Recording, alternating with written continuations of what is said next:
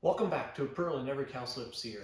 This is CLE Language Arts 800, Book 2, recorded live right here in our classroom. I hope you enjoy. Okay, grade 8, Book 2, Lesson 1, using clusters to brainstorm for writing. First of all, what are the interrogative pronouns? Who, whose, what, and which.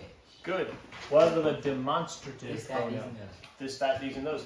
What are, give me a compound personal pronoun. Thyself. Okay, myself, himself, yourself. What about his self? No. What about their selves? No, themselves. What are the pronouns in the sentence? Those. Whose, and these. And one more pronoun. Mine. Okay, what kind of pronoun is this? Demonstrative. Demonstrative pronoun. Mine? Possessive.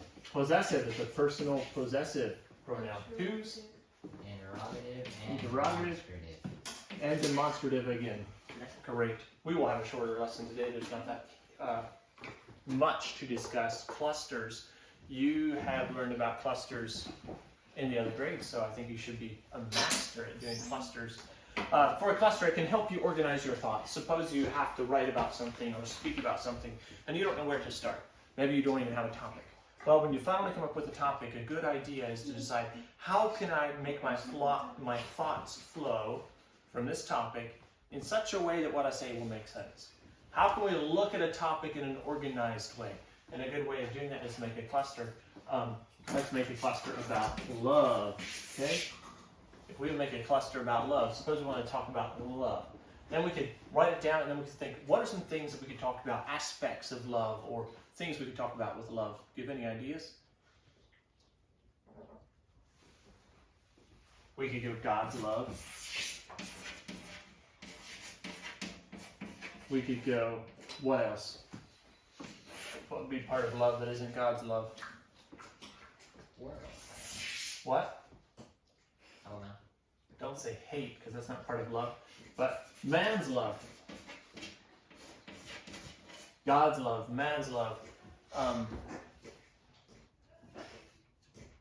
And then suppose we want to divide man's love down. What can we put it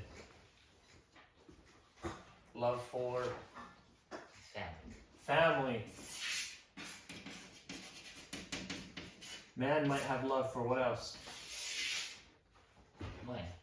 Money or things. That's great. And what else might you have love for?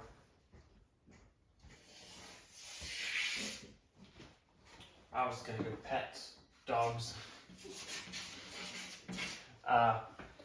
What we're doing is we're just creating an organized way to go about this. And now you could back up and look at it and you say, we're going to think about love. I'm going to write about love. And I'm going to write a paragraph about man's love. And in that paragraph, I can talk about man loving his family. I can talk about him loving money. I can talk about him loving dogs or pets. And then, in the next paragraph, I can talk about God's love. And we could divide God's love into all kinds of things. For sinners, we can talk about God's love for, or we can talk about different aspects of God's love. We can break these into smaller groups. It'll give you a good, orderly way of going across what you want to write about and make sure your thoughts are organized, because organized thoughts are more easily understood, easier for people to understand. Questions? Okay, well, you get to enjoy. Do you get to choose any topic you want? Yeah. Okay, they have some topics there listed that might get you started thinking about. If not, choose your own. It says, remember to move quickly. Do not pause too long to think. The more you sit there and think, what should I talk about? What should I talk about? It's just going to get harder and harder to find something. Decide on something and then write about it. I'm going to read the spelling words: abhor, abject, abnormal, abolish, absence, absorption, abstain, abstract, absurd, deactivation, decompose, dehydration, depletion, depreciate, depressurize, desensitize, detract, extraction, protracted, retractable. Enjoy.